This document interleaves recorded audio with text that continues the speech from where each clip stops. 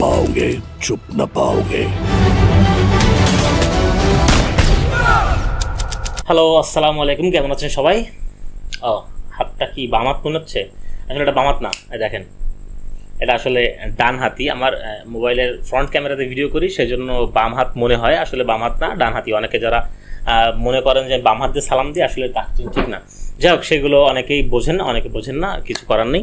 যাই হোক, আজকে কথা বলবো হিন্দুস্তানি 2 নিয়ে। হিন্দুস্তানি 2 ট্রেলার চলে আসছে ঘন্টা 2 আগে, তো সেই মুভি ট্রেলারটা নিয়ে একটু কথা বলবো। এর আগে কথা বলে নেই যে হিন্দুস্তানি 1টা আসলে কেউ দেখেছেন কিনা জানি না। আজকালকার জেনারেশনের ছেলেপেলে অনেকে হয়তো দেখেননি, কিন্তু একটা সময় 1996 সালে যখন ইন্ডিয়ান আসে, ইন্ডিয়ান অর্থাৎ হিন্দুস্তানি যেটা, সেই হিন্দুস্তানি মুভিটা কিন্তু ব্যাপক আলোড়ন সৃষ্টিকারী একটা মুভি ছিল এবং ব্লকবাস্টার হিট ছিল একটা মুভি। এবং এই মুভিটার যে সেকেন্ড পার্ট আসবে সেই সময় তো ওই 96-97 সালে, সেই সময় তো কোনো মুভির সেকেন্ড পার্ট আসার এরকম কোনো সিস্টেম ছিল না, তখন আর কোনো মুভির পার্ট 2, 3 এরকম আসতো না, তো সেই জন্য এরকম কোনো প্ল্যানিং ছিল না। কিন্তু পরবর্তীতে এই মুভিটার সেকেন্ড পার্ট করার অনেক প্ল্যানিং চলে, অনেক সময় অনেকবার হবে করেও হয়নি। এরপরে গত বছর যখন বিক্রম প্রচণ্ড হিট করলো, বিক্রম যখন কামাল হাসানের ব্লকবাস্টার হিট হলো, all time blockbuster hit movie হলো, তখন তিনি ঘোষণা দিয়েছিলেন যে এরপরে হিন্দুস্তানি উনি করবেন, অর্থাৎ হিন্দুস্তানি 2 করবেন। তো সেই হিসাবে হিন্দুস্তানি 2 এই বছরই আসবে এবং তার প্রথম ট্রেলার চলে আসছে একটু আগে। সো ট্রেলারটা নিয়ে একটু কথা বলবো। আমি বেশি বড় করবো না ভিডিওটা, আমি ভাবছিলাম যে রিয়াকশন ভিডিও দেবো, কিন্তু আসলে রিয়াকশন ভিডিও দিতে আমি আসলে বেশি অভ্যস্ত না। ভাবলাম যে রিয়াকশন দিলে যদি আবার কপিরাইট ক্লেম চলে আসে, এই জন্য রিয়াকশন ভিডিও দিচ্ছি না। এই হিন্দুস্তানি 2 ট্রেলারটায় যেটা দেখানো হয়েছে সেটা হচ্ছে গিয়ে কিছু ইয়াং জেনারেশনের ছেলেপেলে, অর্থাৎ কিছু ভার্সিটি বা কলেজের স্টুডেন্ট, তারা আলোচনা করছিল, বা চাকরিজীবী হতে পারে এখানে, যে পড়াশুনো করলে ভালো চাকরি পাওয়া যায় না, ভালো চাকরি পেলে তার বেতন ভালো পাওয়া যায় না, দুর্নীতিতে ভরে গেছে দেশ, এরকম সময় দেশটাকে এই অবস্থা থেকে কে উদ্ধার করবে।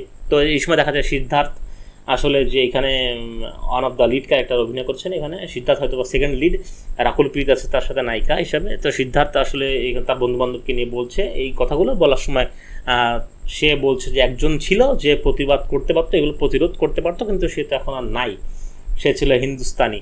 তো তখন রিক্যাপে দেখানো হয় কিছু পুরনো ইন্ডিয়ান অরিজিনাল যে ফিল্মটা, সেই ফিল্মটা কিছু ফুটেজ সেখানে হয়তো দেখানো হয়, এবং দেখানো হয় যে হিন্দুস্তানি কোথায় আছে, কোনো এক পাহাড়ে দেখাচ্ছে কিছু ফুটেজ, পাহাড়ে তিনি ব্যায়াম ট্যাম করছেন, এখানে তিনি মার্শাল আর্টটা প্র্যাকটিস করছেন, এরকম একটা জায়গায় দেখানো হচ্ছে। অর্থাৎ তিনি হয়তোবা মানুষ, হিন্দুরা তীর্থযাত্রা যায় না, যেরকম বিভিন্ন জায়গায় তীর্থযাত্রা যায়, বা ধ্যানে পড়ে থাকে, বয়স যখন হয়েছে তখন শহর সব কিছু ছেড়ে দিয়ে, শহরটা ছেড়ে দিয়ে পাহাড়ে কোথাও যে বসবাস করেন, মঙ্ক টাইপের আর কি হয়ে যায় একটা সময়, সেরকম মঙ্ক টাইপের কিছু একটা দেখানো হচ্ছে এখানে, যে উনি একটা পরিবেশে যে এখানে বসবাস করছেন, তাকে হয়তো বা সেখান থেকে ফেরত আনা হবে, এবং এর জন্য সোশ্যাল মিডিয়াতে অনেক বেশি আলোচনা চলছে যে তাকে ফেরত আনা হোক, তাকে বা এরকম কিছু একটা হয়তো বা হবে মুভিতে, এবং এরপরে হয়তো বা তিনি ফেরত আসবেন এবং এই সমস্ত কারাপশনের বিরুদ্ধে তিনি আবার রুখে দাঁড়ানোর চেষ্টা করবেন, এবং এটা হচ্ছে মূলত থিম। এবং এইখানে কামাল হাসানের যে লুক দেখানো হচ্ছে, 2-3টা লুক দেখানো হচ্ছে কামাল হাসানের। একবার দেখানো হয়েছিল নেতাজির ড্রেস পরে আছেন তিনি একবার, এবং বলছেন যে আমি চলবো নেতাজির পথে এবং তুমি যাও গান্ধীজির পথে, অর্থাৎ তিনি রেভলিউশনারি পথে চলে যাচ্ছেন। নেতাজি যেমন অ্যাকশনে যেতে পছন্দ করতেন, এইখানে তিনি বলছেন আমি নেতাজির পথে যাচ্ছি, তুমি গান্ধীজির পথে যাও। হয়তো বা তিনি কাউকে বলছেন, হয়তো সিদ্ধার্থকেও বলতে পারেন যে তুমি গান্ধীজির মতন অনশন, ধর্মঘট এগুলো করতে থাকো, বা অন্য কাউকে বলতে পারেন, সেটা এখানে দেখানো হয়নি।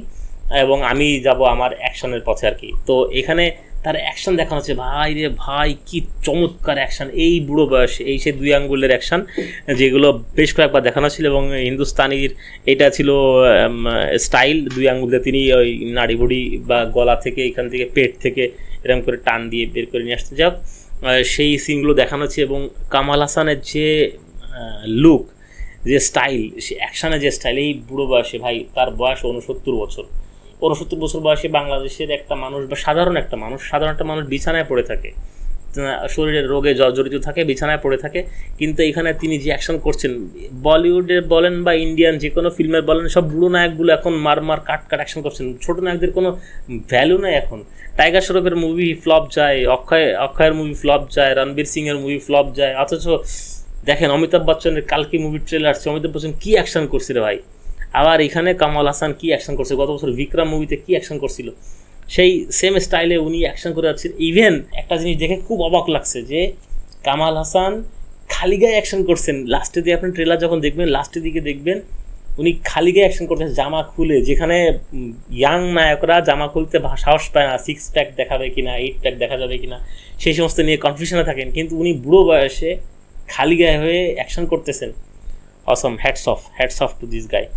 তো এ হচ্ছে গিয়ে মূলত ট্রেলারটা অসম লাগছে। এই ট্রেলারটা যেভাবে তৈরি করেছে, মুভির স্টোরি যদি এরকমই হয়, সাধারণ জনগণ আসলে কী চায়, mass masala film with some social message, যেমন জওয়ানের ভিতরে ছিল কিছু সোশ্যাল মেসেজ। এছাড়া এই সোশ্যাল মেসেজগুলো দিয়ে যদি সাধারণ জনগণকে কানেক্ট করা যায়, যেগুলো দৈনন্দিন জীবনে ঘটে আসছে তাদের, যেমন এই কারাপশান বলেন, পড়াশোনার এডুকেশনাল সিস্টেম বলেন, মেডিকেল সিস্টেম বলেন, এগুলো কিন্তু জওয়ানে দেখানো হয়েছিল এবং সেই জন্য কিন্তু জওয়ান ব্লকবাস্টার হিট ছিল। বা ফ্যামিলি ড্রামা বলেন, বিক্রমে যেমন ফ্যামিলি নিয়ে একটা ঝামেলা ছিল, জেইলার মুভিতে রজনীকান্তের সেখানে ফ্যামিলি নিয়ে একটা ঝামেলা ছিল, কারাপশন ছিল। তো এইগুলো যখন সাধারণ মানুষকে দেখানো হয়, সাধারণ মানুষ এগুলোতে এগুলোর সাথে খুব সহজে কানেক্টেড হতে পারেন এবং এর সাথে মাস মশালা মিশালে সেটা একটা মশালাদার ফিল্ম হয় এবং মাস অডিয়েন্স সেটাকে কিন্তু গোগ্রাসে গিলে খায়। কামাল হাসানের তো ক্রেজ আছেই, সাথে এই হিন্দুস্তানি যে পুরনো ক্রেজটা 1996 সালের মুভি, আজ থেকে 28 বছর আগের, সেই সময় যে দর্শক তারা এখন বুড়ো হয়ে গেছেন, তারা তো নিশ্চিত ডেফিনেটলি এই মুভি দেখার জন্য হলে যাবেন এবং ইয়াং জেনারেশন অবশ্যই হলে যাবেন। এবং ইয়াং জেনারেশনের কাছে আমার একটা অনুরোধ থাকবে, এই মুভিটা দেখার আগে আপনারা ইন্ডিয়ান প্রথম পার্ট যেটা 1996 সালের হিন্দুস্তানি, সেটা আপনারা দেখে নেবেন। অনলাইনে বিভিন্ন প্ল্যাটফর্মে অ্যাভেলেবেল আছে মুভিটি, ইউটিউবে আছে কিনা বলতে পারবো না, তবে আপনারা একটু সার্চ করে মুভিটা দেখে নেবেন। সেই মুভিটা আসলে ব্যাপক সুন্দর একটা মুভি, সেই আমলের তুলনায় অনেক সুন্দর একটা মুভি। তো এই ছিল আজকের কথাবার্তা। আশা করা যায় এই মুভিটা ব্লকবাস্টার হিট হবে, ইন্ডিয়ান বক্স অফিস আরেকটা সুনামি নিয়ে আসবে মুভিটি। তো দেখা যাক কী হয় রেজাল্ট। তো ভালো থাকবেন সবাই, যদি ভালো লাগে থাকে ভিডিওটি অবশ্যই লাইক করবেন, শেয়ার করবেন এবং অবশ্যই চ্যানেলটি সাবস্ক্রাইব করে রাখবেন।